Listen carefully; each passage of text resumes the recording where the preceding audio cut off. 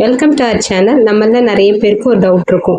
அது எப்படி நர்சரியில் மட்டும் சின்ன செடியிலே பூ நிறைய பூத்திருக்கு அப்படின்னு. அப்படி நீங்களே நினச்சிருந்தா வீடியோக்கு ஒரு லைக் போடுங்க.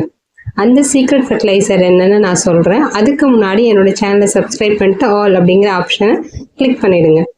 இதெல்லாம் எங்கள் வீட்டு செடிகளுக்கு நான் யூஸ் பண்ணி நல்ல ரிசல்ட் வந்திருக்கு. உங்களுக்கு டைம் அப்புறம் இன்ட்ரெஸ்ட் இருந்தால் என்னோட ஃப்ளாரிங் பிளான்ட்டை பாருங்கள். அப்படி இல்லைன்னா இந்த வீடியோட 58வது நிமிஷத்தில் அந்த சீக்ரெட் ஃபர்டிலைசர் என்ன, அதை எப்படி யூஸ் பண்ணணும்னு சொல்லியிருப்பேன். அங்கே போய் பாருங்கள். இதே எல்லா வகையான பூச்செடிகளுக்கும் கொடுக்கலாம். இட்லி பூ லோ மெயின்டெனன்ஸ் செடி. இதில் எப்போவுமே நமக்கு பூ இருக்கும்.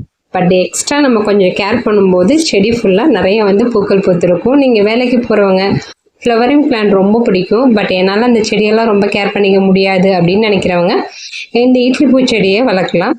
உங்களுக்கு எந்த ஃப்ளவர் ரொம்ப பிடிக்கும், உங்கள் வீட்டில் இருக்க ஃப்ளவரிங் பிளான்ட்ஸ் என்னென்ன இருக்குது அப்படிங்கிறத கமெண்ட் பண்ணுங்கள். இதுதான் நான் சொன்ன அந்த secret fertiliser DAP, diammonium phosphate.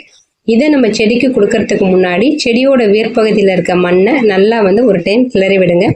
அதுக்கப்புறம் நீங்கள் கொடுக்கலாம். ஒரு 1/4 ஸ்பூன், இது ஒரு 20லேருந்து 30 பால்ஸ் அந்த அளவுக்கு தான் இருக்கும். அதிகம் கொடுக்கக்கூடாது. இந்த வேர்பகுதியிலேருந்து கொஞ்சம் தள்ளியாக நீங்கள் இந்த பால்ஸை நீங்கள் போட்டு விடுங்க. இதை வேர்பகுதியில் போடக்கூடாது, வேற விட்டு கொஞ்சம் தள்ளி தான் போடணும் அப்படிங்கிறத கண்டிப்பாக ஞாபகம் வச்சுக்கோங்க. எல்லா வகையான பூச்செடிகளுக்கும் மாசத்துக்கு ஒரு டைம் இதை யூஸ் பண்ணுங்க. எந்த செடிகளுக்கெல்லாம் டிஏபி யூஸ் பண்றீங்களோ அதுக்கு ஒரு வாரம் தொடர்ந்து தண்ணி நிறைய ஊற்றி விடுங்க.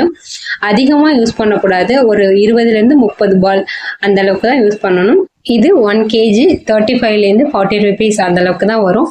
இதை நீங்கள் வாங்கி வச்சுக்கிட்டீங்க அப்படின்னா 1 year வரைக்கும் யூஸ் பண்ணிக்கலாம். தேங்க்யூ.